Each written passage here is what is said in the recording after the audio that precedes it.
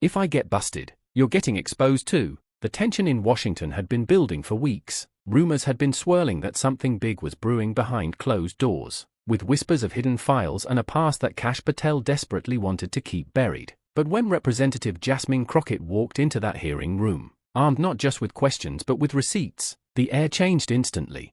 The moment was electric. Crockett didn't launch into immediate accusations. She started small, methodically laying groundwork as though she were guiding a jury through a case built with precision and patience. She questioned Patel about his role following the 2020 election, pressing him on where he was, whom he met, and what communications he may have had. Patel responded with his typical bravado, brushing off the questions as politically motivated. But Crockett had come armed. She wasn't interested in theater, she was here to reveal facts. When she produced copies of previously unseen emails between Patel and operatives associated with a political action committee rumored to have ties to JD Vance's Senate campaign, a murmur spread through the room. Patel's face tightened, his usual smirk disappearing as he leaned forward, clearly thrown off balance. Then she escalated. Documents began appearing on the projector, timestamps, meeting records, financial transfers, and email metadata that placed Patel at a clandestine strategy session weeks before key narratives about the 2020 election began flooding conservative media. Crockett pointed to unusual alignments between Patel's public messaging and JD Vance's sudden policy shifts during that period. As she cross-referenced statements, meeting logs, and bank transactions, a web of coordination began to take form, subtle but damning. Patel tried to interrupt, accusing Crockett of pushing conspiracies, but she ignored the deflection and pushed forward with precision. And then came the moment that changed everything. As Patel grew increasingly rattled, he glanced toward JD Vance's aide seated nearby. In a moment caught by both room microphones and observant media, Patel leaned in and whispered something barely audible but instantly transcribed by lip readers and hot mic analysis. If I get busted, you're getting exposed too. That sentence, just 10 words long, exploded like a bombshell in the hearing room. Within minutes, social media lit up. The live-streamed session saw viewership skyrocket as the phrase trended across every major platform. News outlets scrambled for context. Analysts raced to dissect what Patel could have meant, and whether this was an act of desperation or a threat designed to shield himself from taking the fall alone. Behind closed doors, the reaction was swift. Patel reportedly retreated from the hearing during a recess, seen on phone calls, appearing panicked and overwhelmed. Insiders confirmed he contacted legal counsel and even made frantic calls to media allies, urging them to get ahead of the story. But the story was already out. JD Vance, who had maintained a calculated silence during the hearing, was now in the crosshairs, though he hadn't spoken a word. The implication from Patel's whisper was unmistakable, that Vance, too, had something to hide. Jasmine Crockett, meanwhile, remained poised and unrelenting. She returned from the break not with fiery rhetoric but with more evidence. This time, it was internal communications between political donors, strategists, and media personalities that suggested coordinated narratives being developed alongside legal defense strategies. She traced these back to consulting firms known for their affiliation with both Patel and Vance. The revelation suggested not just complicity but active participation in shaping public discourse to shield themselves from legal scrutiny.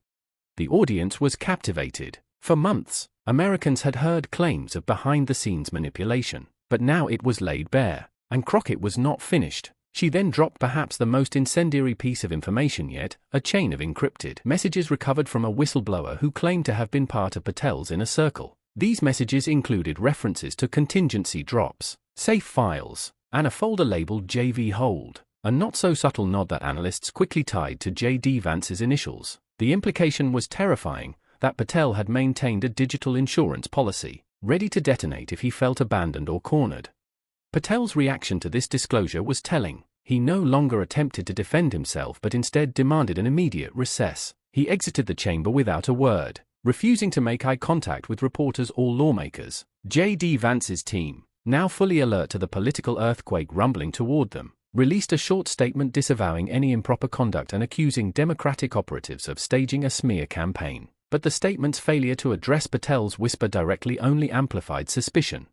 The hours that followed were a whirlwind of speculation, fact-checking, and legal analysis. Former federal prosecutors weighed in, suggesting that Crockett had effectively laid the foundation for obstruction and conspiracy charges. Cable news hosts called it one of the most consequential moments in congressional investigative history. Meanwhile, Patel cancelled all scheduled interviews. His media silence was interpreted as confirmation that something had gone terribly wrong behind the scenes. Back in the halls of Congress, Crockett was hailed by colleagues and constituents as a force of nature, but she refused to indulge in self-congratulation. In a press conference later that day, she stated, "This isn't about personalities. It's about accountability. It's about preserving the integrity of the institutions we serve." She declined to speculate on what Patel's whisper meant in full, stating instead that the facts would speak for themselves, and the facts were growing louder by the minute. Additional whistleblowers began stepping forward. One provided a sworn affidavit detailing a meeting in which Patel allegedly presented a flash drive labeled Fallout to a conservative legal advisor. According to the whistleblower, Patel said, "If they let me take the fall, they all fall with me." Another source alleged that Vance's office had coordinated indirectly with Patel's team to shape legal strategy through back-channel communications involving encrypted messaging apps. If verified, these claims could implicate Vance in obstructing justice or, at minimum, ethical violations serious enough to warrant investigation. The Department of Justice quietly confirmed that it was reviewing new material submitted from Crockett's office. Legal scholars pointed out that Patel, having previously served in national security roles, was likely subject to classification laws that made the possession of sensitive documents a serious offense. And if he had used such documents as leverage, political or otherwise, the repercussions could be staggering. The story had captured the nation's imagination not only because of its high stakes but because of the spectacle of it all, a former Trump insider, visibly cracking under the pressure of a congressional interrogation, trying to pull a U.S. senator down with him using nothing but a whispered threat, the whisper that suggested mutual corruption, shared secrets, and a willingness to take others down if self-preservation demanded it. In an era where political drama often feels staged, this was unscripted, raw, and painfully real.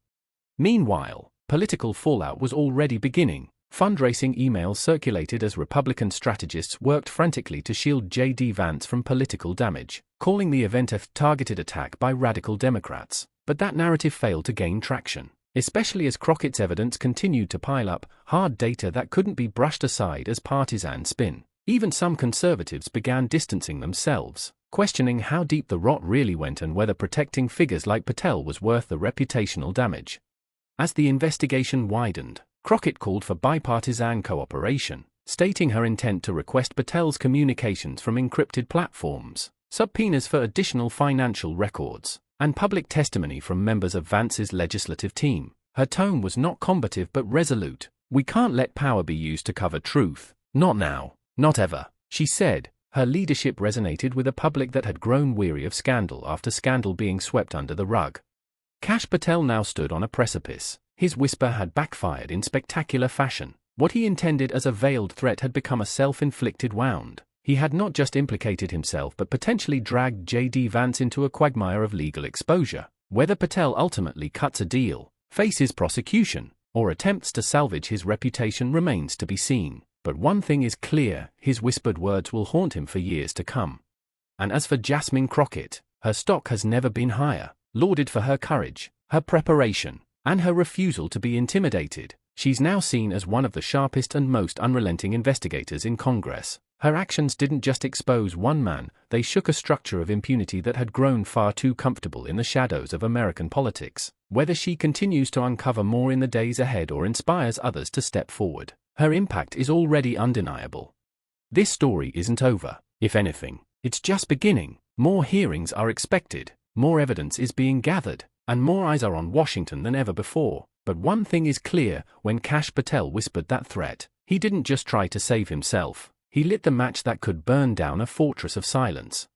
Thank you for watching. If you believe in accountability, transparency, and fearless truth-telling, don't forget to like this video, subscribe to the channel, and turn on notifications. Your support helps us keep the spotlight on those who need to be held responsible. Stay tuned, because this story is far from over.